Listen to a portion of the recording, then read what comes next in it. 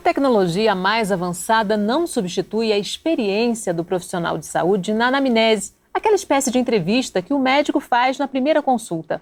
Nem a ressonância magnética é capaz de identificar as condições ou as condutas que levaram ao quadro de doença. O segredo do diagnóstico adequado e de um tratamento com chances de sucesso está na conversa, na relação entre o médico e o paciente. Uma relação que envolve confiança e responsabilidade. A relação médico-paciente é o tema em questão no programa de hoje. Nosso convidado é o médico Maurício Toches, ele que atua no Serviço de Psiquiatria do Hospital Universitário da Universidade Federal do Rio de Janeiro e é mestre e doutor em saúde mental. Muito bem-vindo, obrigada pela participação. O que é necessário para uma boa comunicação entre médico e paciente? Se eu tivesse que dizer uma única coisa, é uma boa escuta. Quer dizer, o médico precisa ouvir o que o paciente está demandando. Muitas vezes o médico interrompe o paciente muito rapidamente na consulta.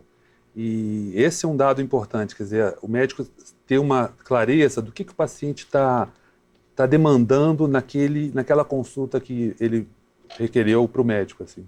É preciso despertar, principalmente nos estudantes de medicina, essa capacidade de ouvir e também de não só entender as palavras, mas a emoção por trás das palavras, né? Além de despertar esse interesse na escuta, eu acho que desenvolver, praticar isso, quer dizer, é muito importante que essa escuta seja exercitada, seja objeto de atenção, de reflexão. A medicina vai muito além de você diagnosticar e propor tratamento.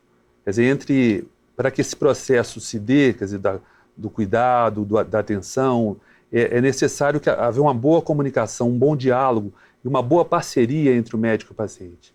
Se não houvesse essa pactuação, essa combinação, essa conjugação de interesses, a gente não consegue tratar de ninguém adequadamente.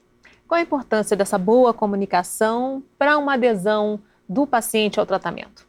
Olha, eu diria que ela é indispensável. Porque como é que você vai conseguir, por exemplo, fazer a pessoa seguir um determinado medicamento, por exemplo, o uso de um determinado medicamento por meses, às vezes anos a fio, por exemplo, aderir a mudanças na dieta, nos hábitos de vida. Isso tem que ser muito pactuado, isso tem que ser muito conversado. Não basta o médico... paciente tem que confiar nesse médico, né, na prescrição dele, né? O paciente tem que participar dessas decisões. Ele precisa se inteirar do que o médico está propondo, ele precisa dar também a opinião dele, quer dizer, tem que haver um diálogo, na verdade, sobre os temas relacionados às doenças e aos tratamentos. Uhum. Quais foram as tuas principais referências dessa conduta do médico diante do paciente? Olha, eu tenho uma referência muito importante que foi o meu pai. Meu pai era pediatra e meu pai era uma pessoa assim que, quer dizer, como pediatra, ele cuidava de crianças, das famílias, interagia com as mães, com os outros colegas. Era uma pessoa também com valores éticos, assim, humanos muito importantes. E para mim ele realmente é uma pessoa que é uma referência constante para mim. Uhum. O senhor escreveu esse livro aqui, né? O desencontro do paciente, o desencontro do médico com o paciente, né? Por que o interesse tão particular por esse tema? Olha, esse interesse, ele nasce na faculdade. E ele nasce no desafio que eu sempre vi na relação com o paciente. Eu sempre achei difícil a relação com o paciente, achei muito desafiadora, quer dizer, as emoções que a gente vive, as dúvidas que a gente vive. Eu acho que sempre você encontrar uma pessoa que você nunca viu na vida e a pessoa confiar em você, poder se abrir, você criar uma atmosfera favorável para que esse diálogo com o paciente aconteça, eu sempre achei isso muito intrigante e desafiador. E esse tema sempre me interessou, então desde o início da faculdade eu me interessei, me aproximei da disciplina de psicologia médica, de alguns professores que ensinavam esse tema, e sempre tive um olhar atento para isso. Uhum. Esse livro ele traz dezenas de depoimentos de médicos experientes, inclusive o ex-ministro Adib Jatene. O que essas entrevistas revelaram? Bom, elas revelaram, em primeiro lugar, que esse assunto, como a gente já imaginava, ele está no cerne da medicina, quer dizer, a medicina gira em torno desse tema, quer dizer, esse tema é muito importante. E todos os médicos, na hora de falar desse tema, eles tinham um brilho nos olhos, né? E eu sempre, invariavelmente, eu saía das entrevistas muito emocionado e muito estimulado por ter tido aquele encontro com aquele médico em particular. E foi muito interessante porque cada um deles particularizava, chamava atenção para algum tópico especial. Cada um deles soube ressaltar um aspecto de dificuldade ou de desafio da prática médica. E, num certo sentido, as entrevistas elas se complementam. Assim. Para mim foi muito estimulante e está sendo estimulante poder divulgar esse trabalho, né? Para boa parte dos profissionais, mesmo os mais experientes, tinha um certo desconforto de falar sobre o tema. Por que é tão difícil falar da relação médico-paciente? Bom, é difícil porque ela como eu falei, ela é fascinante, mas ela é desafiadora, né? E muitas vezes, na verdade, mesmo os médicos mais experientes têm dificuldades na relação com o paciente. Os pacientes muitas vezes nos trazem desafios, né? Seja por características nossas, seja por características dos pacientes, seja até pelas circunstâncias em que a gente encontra o paciente. Muitas vezes, por exemplo, na rede pública, em alguns serviços, as condições de trabalho, mesmo na rede privada também, não são favoráveis ao encontro, né? Faltam, às vezes, condições, faltam recursos, pressão por atendimento. Então, às vezes, as condições para o trabalho, para esse encontro, elas são difíceis também. A habilidade da comunicação não é tão bem trabalhada no estudante de medicina como deveria ser? Fátima, esse assunto ele está recebendo uma atenção crescente nos últimos anos. Eu acabei de voltar de um encontro sobre esse tema, um encontro até nacional, e esse assunto cada vez mais vem sendo ventilado nas escolas. Os núcleos de habilidades de comunicação estão sendo desenvolvidos e estão acompanhando as mudanças na formação dos médicos atualmente. Então esse assunto está ganhando importância. Você certamente, nós todos, né, vamos ouvir falar desse tema cada vez mais. Você estava me falando antes da gente entrar no ar que existem médicos muito experientes, tecnicamente fabulosos, mas que têm muita dificuldade de comunicar isso ao paciente, de comunicar o diagnóstico, não é isso? Quer dizer, o fato de você ter muito conhecimento técnico não necessariamente te transforma num bom cuidador, num bom médico. Não necessariamente essa expertise, esse saber científico, ele se reflete, por exemplo, em você transmitir com clareza para o paciente, você deixar o paciente em uma situação de confiança, você ser claro no que você está propondo. Quer dizer, então, são habilidades que não necessariamente caminham juntas. Assim. Claro que o ideal é que todo médico seja competente tecnicamente e também tenha competências na esfera humana, na esfera do cuidado e na esfera da comunicação. Quais foram os principais problemas, dificuldades identificados por esses profissionais entrevistados por você, especialmente no serviço público? Olha, no serviço público há na verdade, há um reconhecimento da crise, né, importante que a gente vive na área de saúde. Ao mesmo tempo, né, quer dizer, existem, né, principalmente os serviços de urgência, de emergência, carecem às vezes de condições mínimas, né, você às vezes você tem que atender a demanda que chega, então isso às vezes cria situações, o paciente já chega muito tenso e o médico já recebe aquele paciente também muito tenso e com muita dificuldade. Mas o que eu acho interessante também, isso também os colegas ressaltaram, a gente tem ao mesmo tempo que tem experiências muito ruins, temos muitas experiências interessantes.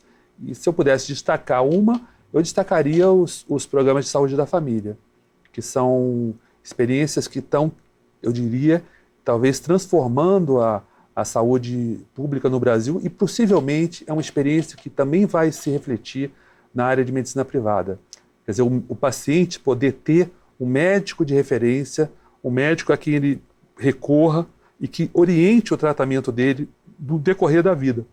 E onde essa relação é muito mais próxima, né? Exatamente. Esse médico muitas vezes conhece não só o paciente, mas a a família desse paciente. As condições de vida, né? As condições de vida, e ele dá continuidade ao cuidado, né? Isso é uma coisa bastante importante também. E outra coisa muito interessante nos programas de saúde da família, ele conta com equipe de saúde, ele conta com agentes de saúde, ele conta com equipe de enfermagem, ele conta com profissionais como enfermeiros, assistentes sociais, nutricionistas, psicólogos, e também há uma proposição de integração com outros especialistas também, quer dizer, se propõe uma certa racionalidade, mas o mais interessante é que estimula-se muito a relação, como você mencionou, da ligação com o médico, do médico com aquele paciente. E essa relação ao longo do tempo vai gerando um histórico que é importante até para o diagnóstico, né? Que muitas vezes o paciente, quando vai numa emergência, não vai lembrar de um fato lá atrás que tem a ver com o problema de agora.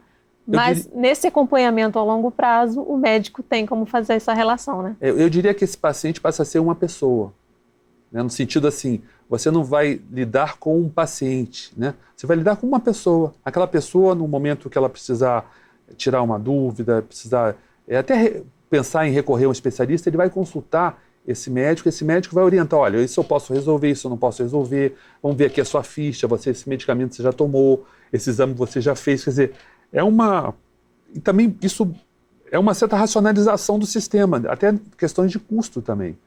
Mas, sem dúvida, você passa a conhecer melhor a pessoa do paciente. E fica sendo uma referência para ele, como você mesmo falou. Sem dúvida. Mesmo que ele tenha aqui um especialista, ele tem aquele médico como referência para ele, né? Exatamente. Essa talvez é uma das experiências mais importantes que a gente tem no Brasil e em muitos países também que têm sistemas de saúde mais avançados e mais bem avaliados, eles giram em torno desse dispositivo, né, que é o médico de família, né, desse recurso, né. Um dos pontos de tensão é o momento da comunicação de notícias difíceis, né? Olha, esse é um dos pontos de tensão. Uhum. Sem dúvida nenhuma, é um dos pontos de tensão. Posso tentar falar um pouco sobre esse assunto. Esse tema é muito interessante, a gente aborda isso muito na faculdade, e os alunos têm muito interesse nesse assunto, porque fala de doenças graves, de risco de morte, então realmente são momentos, às vezes, muito dramáticos, né? Doenças como câncer, como HIV/AIDS, como leucemias. Então, é muito interessante que, para você poder comunicar uma notícia difícil, você tem que saber alguns aspectos, por exemplo, o quanto aquela pessoa sabe do assunto, como ela quer saber daquele assunto, se ela, por exemplo, quer que algum familiar participe da consulta, se ela quer delegar para esse familiar, por exemplo, que o médico só fale com o familiar. Então, é muito interessante porque nesse momento, que é um momento muito difícil na vida de qualquer pessoa, receber uma notícia difícil sobre sua saúde, é muito importante que a pessoa determine, indique ao médico, e ele também capte isso, como ela quer saber, como é que ela quer receber essa notícia. Então, de certa maneira, a gente tem que adaptar essa comunicação às características daquela pessoa. Tem pessoas, por exemplo, que querem saber tudo, que fazem perguntas e querem saber estatística, querem saber... Tem outras pessoas que não querem saber, que falam para o médico, doutor, o senhor toma as suas decisões, eu confio no senhor, e preferem não tocar em saber muitos detalhes. Isso, inclusive, varia de cultura para cultura, de país para país. Por exemplo, os orientais, por exemplo, são diferentes em relação por exemplo, aos europeus, por exemplo, ocidentais. Então, tem povos que são mais racionais, que querem toda a verdade, já tem outros que preferem saber aos poucos ou não saber. Então é muito interessante isso. E isso varia muito de paciente para paciente. Então a gente precisa, de fato, ter muito cuidado e construir junto com o paciente a maneira que isso vai transcorrer. Vamos fazer um rápido intervalo. No próximo bloco a gente continua falando sobre a relação médico-paciente. O Em Questão volta em instantes. Até já!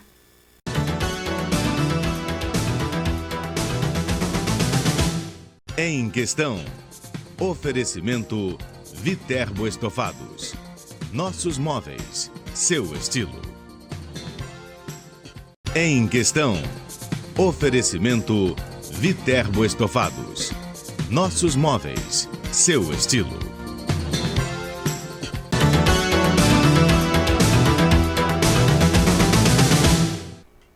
O Em Questão está de volta falando sobre a relação médico-paciente. Nosso convidado é o médico Maurício Tostes, ele que atua no serviço de psiquiatria do Hospital Universitário da UFRJ. A gente terminou o outro bloco falando sobre a comunicação de notícias difíceis, né? Muitas vezes os médicos são criticados pela frieza nesse momento, né? Alguns pacientes reclamam de que o médico foi assim, falou de uma maneira muito dura, muito assim, sem haver preparação. Eu já vi pacientes se queixarem, assim. Eu me lembro uma paciente uma vez que recebeu a notícia que ela teria que sofrer uma amputação e ela se queixou muito. Ela falou, poxa doutor, como é que ele fala dessa maneira comigo? Quer dizer, ela se ressentiu bastante.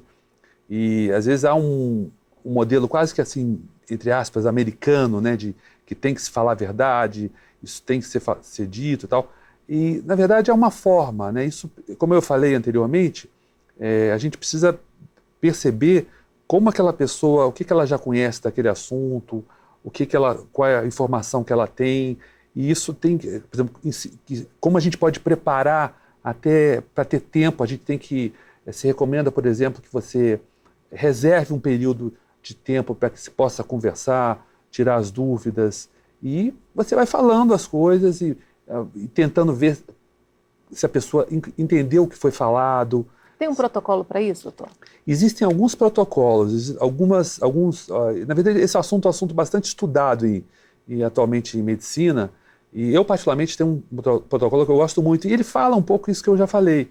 Quer dizer, ele propõe, chama de protocolo SPIKES, é um protocolo proposto por oncologistas. Eles perceberam que os oncologistas tinham dificuldade de comunicar más notícias, né? E então eles desenvolveram uma sequência assim, de orientações, não são orientações rígidas, mas ele fala que você precisa preparar o ambiente, você precisa perguntar ao paciente o que ele sabe, perceber quais informações ele tem. Um dos aspectos mais difíceis é, por exemplo, além de dar a má notícia, dar aos poucos, na verdade, ele pergunta se o paciente quer ter alguém junto. Ele dá muita atenção também para as emoções que o paciente expressa, que é um dos aspectos mais difíceis para o médico, né? Quer dizer, você comunica uma notícia que muitas vezes ela vem num processo de um tratamento, ela não chega assim tão de repente, em muitos casos, mas sempre é um momento complicado e gera emoções, e para o médico às vezes é difícil também lidar. E há todo um desdobramento, você depois tem que também perceber o que foi compreendido, quer dizer, você entendeu, o que você entendeu do que eu falei, e tirar dúvidas, quer dizer, precisa de tempo. E muitas vezes, mais de uma consulta para que esse processo aconteça de uma maneira assim, adequada. Agora, o que é importante também é o seguinte, com os avanços que a gente tem em medicina, muitas doenças, como o câncer, por exemplo, elas perderam da dramaticidade que tinham no passado, e você hoje em dia... Mas ainda são um drama para quem recebe a notícia. São um drama muito grande, mas elas mudaram. Elas não são mais o que são, por exemplo, o HIV/AIDS, né? Antigamente era quase um sinônimo de morte. Hoje em dia, a AIDS, bem tratada, ela é uma doença considerada uma doença crônica, com alguns autores até falando que, quem sabe no futuro, a gente consiga a cura da doença, mas ainda não existe essa possibilidade. Mas o câncer, muitas vezes as pessoas convivem e vão fazendo tratamentos, e em cada etapa do tratamento, alguns curam, alguns estabilizam a doença, e alguns entram naquela fase que a gente chama de cuidados mais paliativos, em que você alivia sintomas. Mas houve uma enorme revolução no tratamento. Quem olha para o câncer há 20 anos atrás e hoje em dia, você tem muitos recursos no diagnóstico e no tratamento. Há uma importância aí nessa comunicação para que o paciente tenha essa confiança no futuro, né? Tenha essa confiança no tratamento, na possibilidade, né? Na chance que ele tem. Nessas notícias difíceis, por exemplo, e nas doenças difíceis, eu acho que quando o paciente também percebe que o médico está ao lado dele, está junto com ele, em cada etapa daquele tratamento, mesmo das doenças mais graves, ele fica mais tranquilo.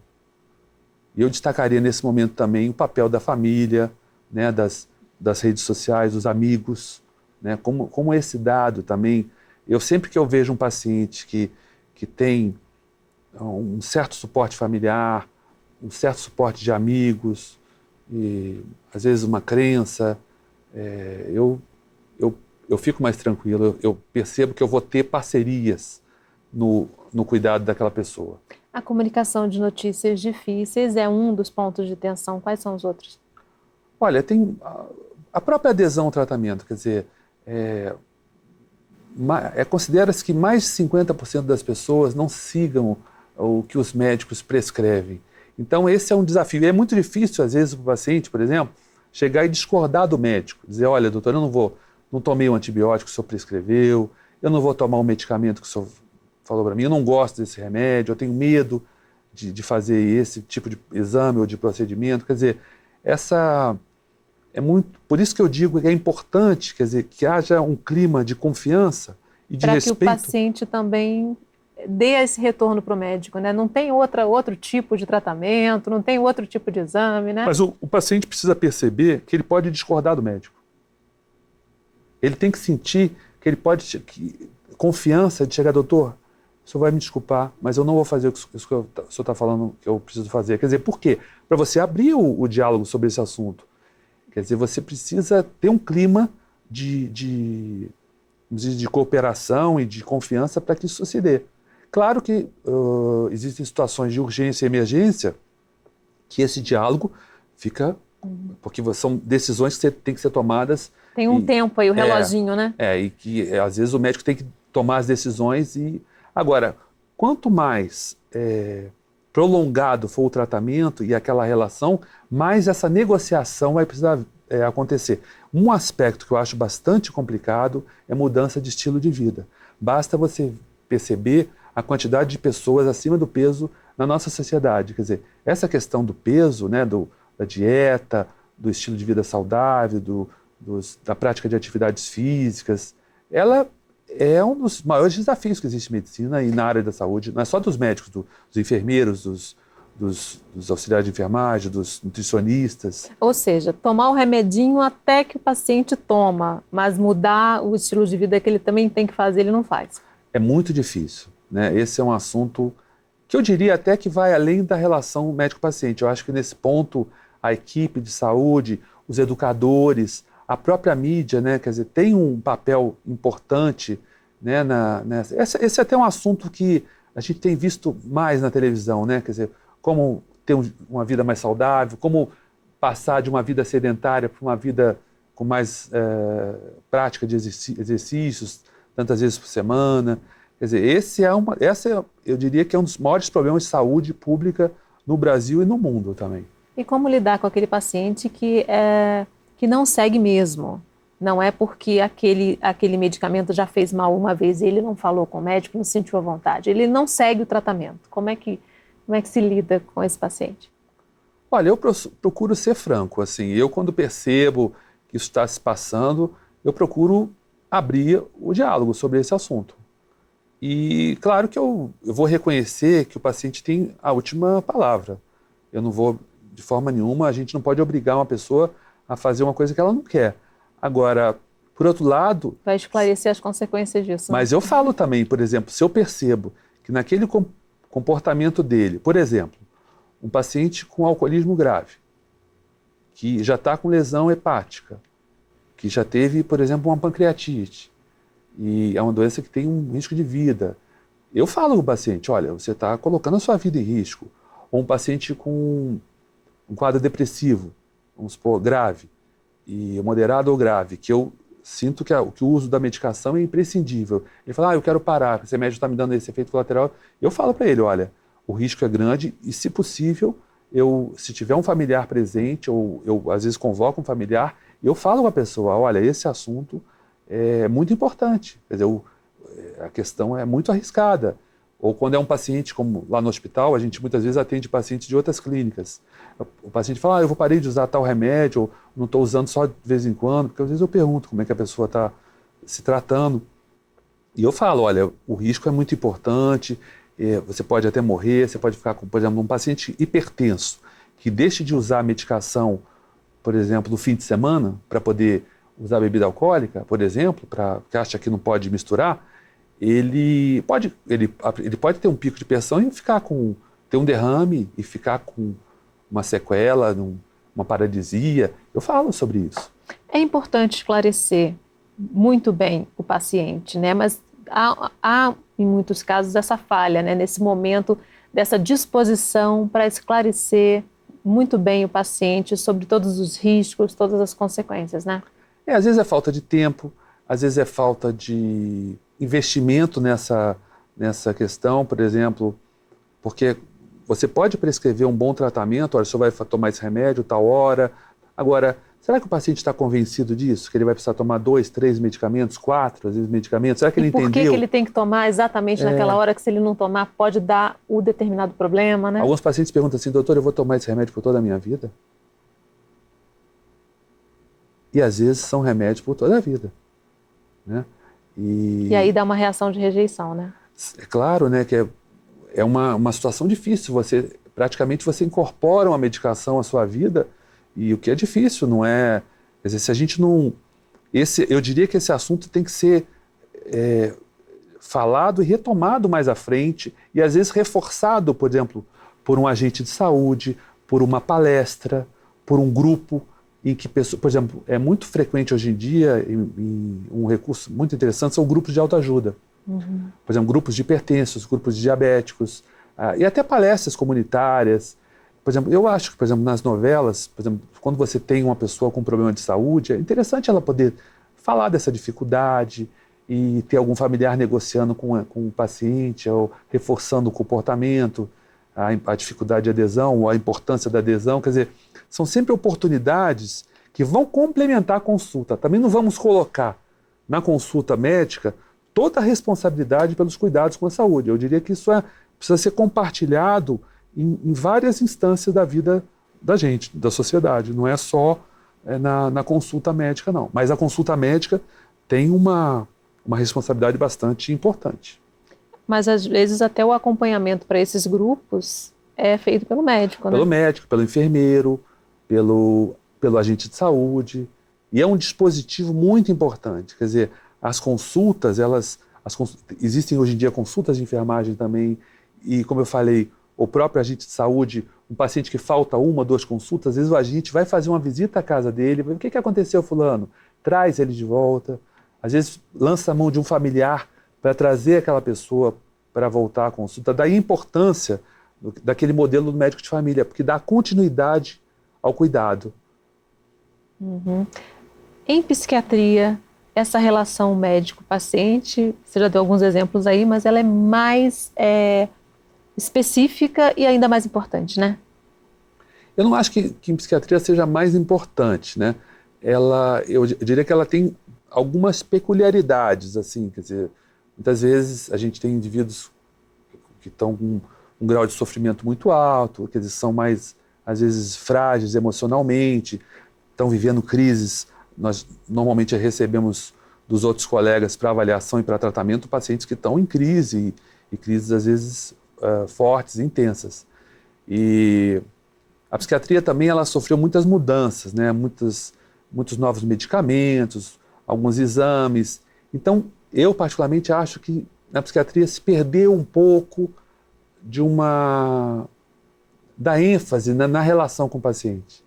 Eu particularmente acho que a gente precisa resgatar um pouco um diálogo também, a aproximação com o paciente na psiquiatria. Eu sou um pouco crítico em relação a isso e defendo que a psiquiatria volte a enfatizar a importância da relação com o paciente. Porque a adesão ao tratamento, ela depende dessa relação. Sem dúvida. Vamos fazer mais um rápido intervalo. No próximo bloco, a gente continua falando sobre a relação médico-paciente. O Em Questão volta em instantes. Até já!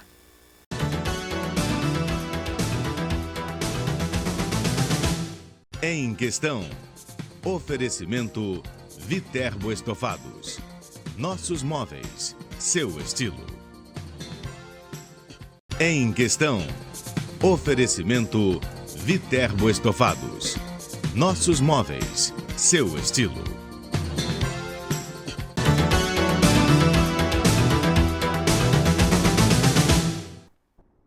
O Em Questão está de volta falando sobre a relação médico-paciente. O nosso convidado é o médico Maurício Tostes, ele que atua no serviço de psiquiatria do Hospital Universitário da UFRJ.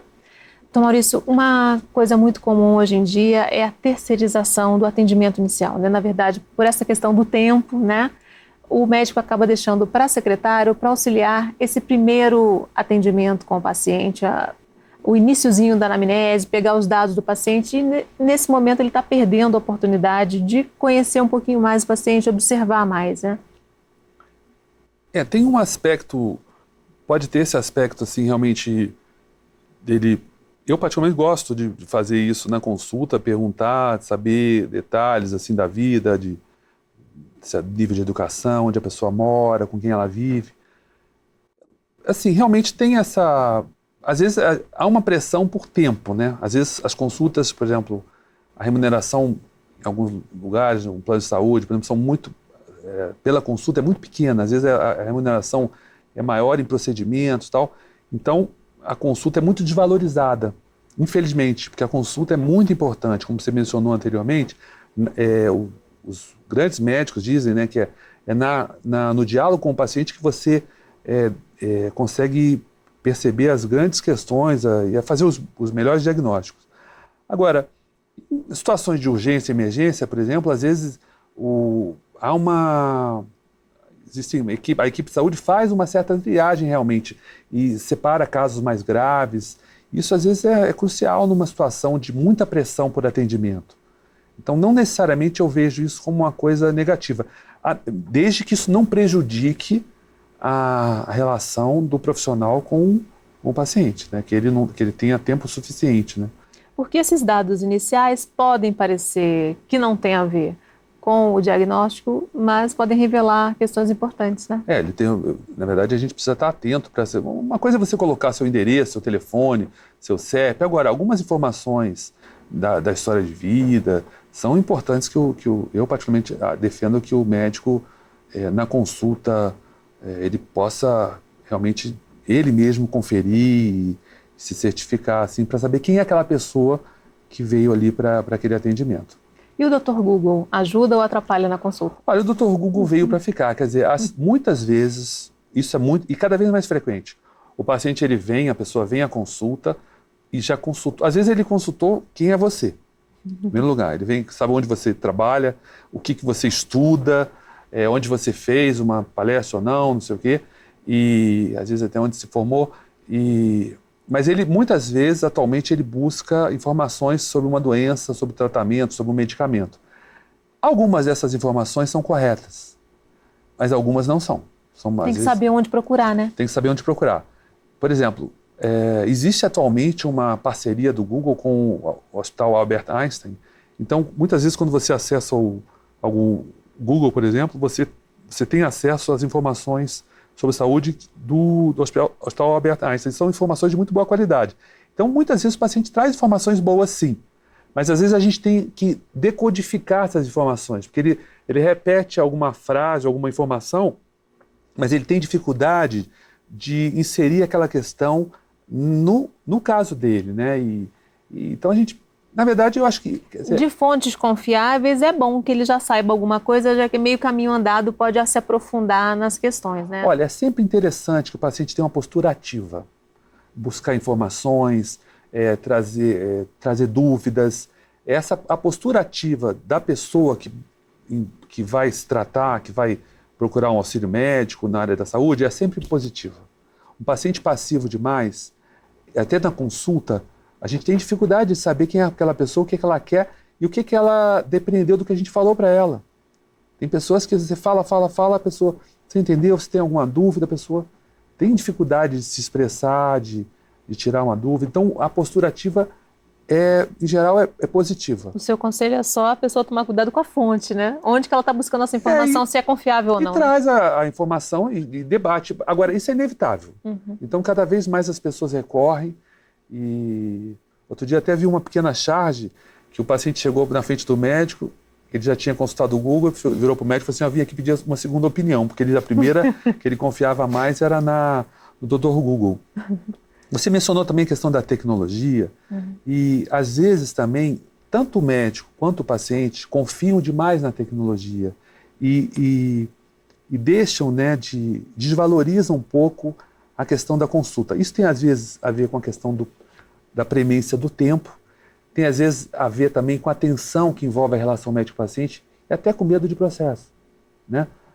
Que as situações, às vezes, são da relação, ela ocorre uma certa tensão. Então, se você se cerca de muitos exames, às vezes você evita, tem a falsa impressão, às vezes, que você vai evitar algum tipo de problema que você venha a ter no futuro. Mas na verdade, os exames, eles precisam seguir uma lógica, eles não podem ser pedidos assim de uma maneira excessiva, porque isso tem um custo social, pessoal, e também expõe, às vezes, o paciente a riscos também. E não substituem a boa anamnese, né? Não substituem, quer dizer, na verdade, a gente precisa lutar todos, né, toda a sociedade, que as condições de atendimento favoreçam que o médico e o paciente, os demais profissionais de saúde, disponham de tempo suficiente para que a consulta aconteça, na verdade, né? E para que ela possa ser inserida aí num programa de cuidados, e que os exames são muito importantes, como as consultas e os outros recursos que a gente usa na área da saúde. O que você aprendeu sobre essa relação com os pacientes? Olha, eu aprendo diariamente, né? Eu diria que cada paciente eu preciso aprender a atender aquela pessoa. E eu, nesse ponto, eu pergunto muito aos pacientes, eu fico muito atento aos pacientes, e diria que sofro quando eu percebo que aquela relação, por alguma razão, não está indo tão bem, né? E tento, na medida do possível, eu diria que na maioria das vezes a gente consegue superar ali as dificuldades que porventura estejam acontecendo. Mas eu diria que o paciente é uma das principais fontes de aprendizado, né? E aprendizado humano, aprendizado, e também no sentido porque cada pessoa, ela, por exemplo, a gente estava falando de câncer, estava falando de HIV, podemos falar de tuberculose. Cada pessoa que vem com problema de saúde, ela tem uma forma diferente de vivenciar aquele problema. Você pode atender, às vezes, 5 pacientes com o mesmo problema de saúde, na mesma intensidade, e para cada um, aquilo vai representar uma situação diferente. E essa particularidade do que aquilo está representando para aquela pessoa é que a gente tem que saber captar, e é que a gente tem que buscar ouvir do paciente. Porque isso muda totalmente, às vezes, a forma de você fazer o atendimento daquela pessoa. Por exemplo, um paciente com câncer, uma fase, às vezes, inicial, num câncer perfeitamente curável, ele pode vir com a imagem de um parente dele que teve um câncer muito avançado, de muito difícil tratamento, e às vezes ele fica vivenciando aquilo como se uma coisa fosse igual à outra, né? Então isso é muito comum, né? Então você tem que captar, mas por que você está tão assustado? Eu já te expliquei. Aí ele vai falar, olha, porque a minha tia foi assim, aconteceu isso. E você vai, olha, mas o caso da sua tia era uma coisa. Então a gente tem que particularizar e perceber como a pessoa está vivenciando aquele. Isso é muito diferente. A doença em si, de como a pessoa vivencia aquele processo. Tem aquele texto do Carlos Drummond de Andrade que diz que o paciente sofre de 2 doenças, né? A diagnosticada e a imaginária, né? Na verdade, nós somos seres, o tempo todo nós sentimos, pensamos, nós não somos seres racionais, né? E nós temos a razão, é muito importante na nossa vida, mas a gente tem sentimentos, a gente tem fantasias, e essa dimensão da vida, ela que vai dizer como é que aquela pessoa vai enfrentar aquela situação. Por isso que é tão importante a gente ouvir como a pessoa está sentindo, pensando, vivenciando aquela situação. Estar atento a essas outras dimensões da doença, né? A dimensão psicológica, a dimensão social, né? A dimensão da história de vida, qual é o momento que aquela pessoa vive, né? Em que circunstâncias, como é que ela... o que ela sabe daquilo, né? Quer dizer, o que ela fala sobre aquela situação. Qual a melhor maneira de ensinar essa relação médico-paciente para os estudantes de medicina? Olha, se tem uma questão que foi assim unânime nas respostas, foi essa. Qual é a principal maneira de se ensinar a relação médico-paciente? É através do exemplo. Não adianta nada um médico falar, olha, trate bem seu paciente, escute seu paciente. Se você vê ele ensinando para você, às vezes na enfermaria, e você vê que ele não cumprimenta o paciente, que ele não pede licença, que ele não, às vezes, usa palavras muito técnicas na frente do familiar, ou que ele é pouco criterioso, ou pouco atencioso, quer dizer, então ele dá uma visão muito contraditória, né? Quer dizer, então a forma, né, que a pessoa se conduz, que a pessoa se porta perante principalmente o professor, os alunos ficam muito atentos ao professor. A conduta dele, né? A conduta, a postura, né, a forma como ele, até fora da enfermaria, como ele se refere aos pacientes, se refere de uma forma respeitosa, se reduz aquela pessoa simplesmente a um caso interessante, sem esquecendo as dimensões todas daquela vida, daquela pessoa, e não se sensibiliza. Então esse aspecto é muito importante, né? Os exemplos, né, negativos e positivos. A formação do médico, ela deve ir além da questão técnica. Qual a importância do conhecimento humanístico para a formação do médico? Ela tem que ser, a gente, na verdade, eu diria que esse tema, a gente precisa reinventar formas de abordar esse tema, né? Porque às vezes fica parecendo que é uma questão só de bom senso, e não é só de bom senso, né? A gente precisa exercitar. Hoje em dia existem recursos, né?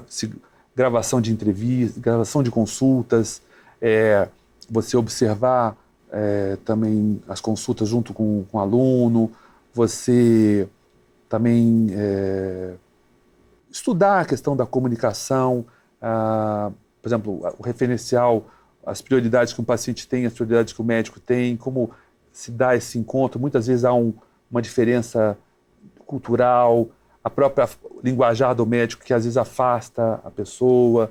Então, existem toda uma série de questões que a gente precisa... As circunstâncias adversas, muitas vezes, né, também. Então, tem toda uma série de questões que hoje em dia está sendo, eu diria, que resgatada, sabe? E um campo que eu diria que lidera um pouco essas reflexões e talvez novas estratégias de pensar a relação médico-paciente é o campo da medicina de família. Essa é uma área que pensa um pouco a saúde, e eu sinto que mais que em outras especialidades. Muito interessante isso. Como os médicos de família estão pensando a questão da comunicação, estão pensando a questão da consulta, estão pensando a questão da continuidade do cuidado, muito mais do que os outros especialistas. Isso é muito interessante. Eu acho que nesse ponto a medicina vai se beneficiar desse movimento. Né? Não é à toa que esse campo tem crescido tanto no Brasil e está contribuindo para as reformas dos currículos médicos também. Qual a sua análise dessas novas gerações de médicos que estão chegando aí no mercado em relação à conduta com o paciente, e qual as suas orientações, as suas dicas para esses novos médicos e para os estudantes? Olha, eu até gostaria de lembrar que alguns colegas falaram no livro, né, que o aluno precisa perceber que a relação médico-paciente ela é tão importante quanto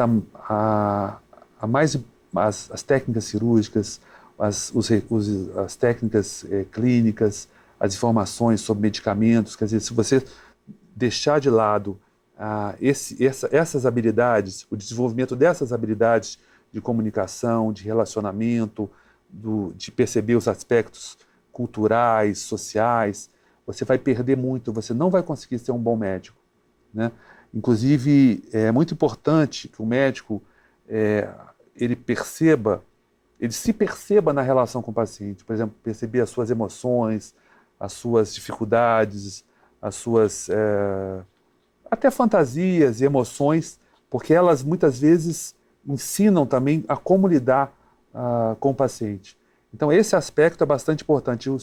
Eu diria que eu lido muito com alunos, eu acho os alunos bastante sensíveis a essas questões da relação com os pacientes. Eu não acho que eles devam nada às gerações anteriores, e sobre certos aspectos eles até estão tendo acesso a mudanças que eu acho que vão ajudar a melhorar a medicina. Ok, infelizmente nosso tempo terminou. Agradeço muitíssimo a participação do Dr. Maurício Toches, e a gente tem um encontro marcado no próximo Em Questão. Espero você. Até lá.